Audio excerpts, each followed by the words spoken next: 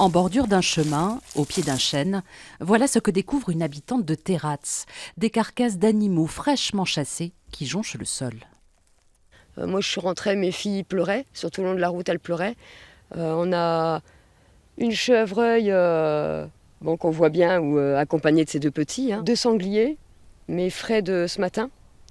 Et puis des quantités de crânes, au moins une dizaine de crânes. Une scène choquante également pour le président de la Fédération de chasse à qui nous avons présenté ces images. Écoutez, c'est tout simplement inadmissible. Mais la réalité, c'est aussi une législation floue face à un problème colossal.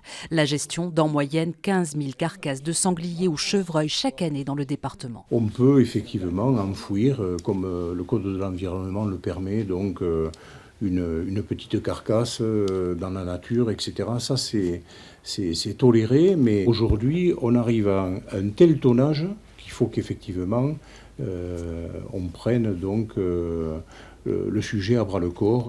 Des sites expérimentaux d'enfouissement sont donc à l'étude. Ici, 750 carcasses de sangliers ont été ensevelies depuis 3 ans sous de la terre et des déchets végétaux. En 2 ans, Vert et Lombric ont fait leur œuvre. Plus de peau, plus d'os. Là, c'est la nature qui travaille. C'est-à-dire qu'on a remis en terre ce qu'on a prélevé dans la nature, on l'a remis dans la nature. Et donc, ça travaille vraiment très bien. Ce système-là est beaucoup plus intéressant plutôt qu'amener ça à un incinérateur. On congelait les peaux, les têtes, tout. Et quand la poubelle montait, on allait vider dans les conteneurs. Pour vous, le problème est réglé là? Pour nous, le problème est réglé. C'est vrai qu'il n'y a aucune odeur, aucune nuisance et on est vraiment agréablement surpris.